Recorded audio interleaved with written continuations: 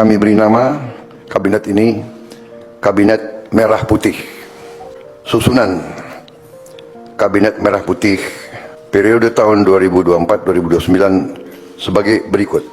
2 Menteri Beragama Katolik era Presiden SBY dilantik Prabowo.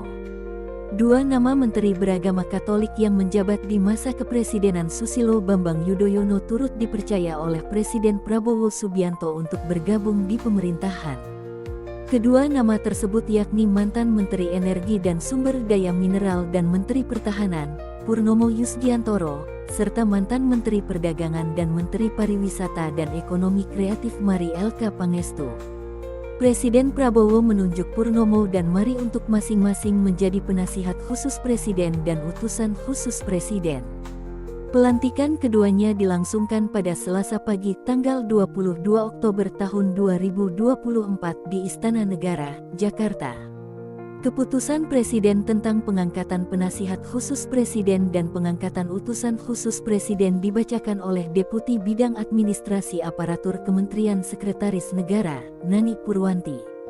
Setelah itu, mereka berdua mengucapkan janji jabatan bersama dengan para pejabat lain yang mengangkat sumpah jabatan.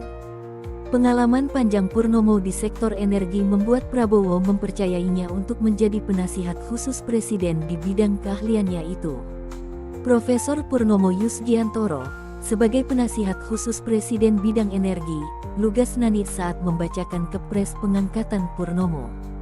Sedangkan Mari yang memiliki rekam jejak solid di sektor perdagangan internasional juga didapuk untuk menjadi utusan khusus Presiden di bidang tersebut. Profesor Mari Elka Pangestu, Ph.D., sebagai utusan khusus Presiden bidang perdagangan internasional dan kerjasama multilateral, ucap Nani. Setelahnya, Presiden Prabowo memandu mereka untuk mengucapkan sumpah atau janji jabatan. Bagi saudara-saudara yang beragama Kristen dan Katolik, demi Tuhan, saya berjanji, pandu Prabowo. Demi Tuhan, saya berjanji, Purnomo dan Mari menirukan dengan lancar. Setelahnya, mereka berdua melanjutkan prosesi mengangkat sumpah atau janji jabatan bersama para pejabat lainnya.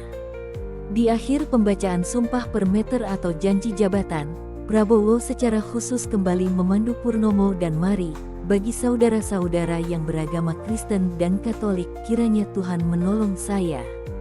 Kiranya Tuhan menolong saya, ucap mereka berdua dengan lugas sekaligus menutup prosesi pembacaan sumpah janji jabatan.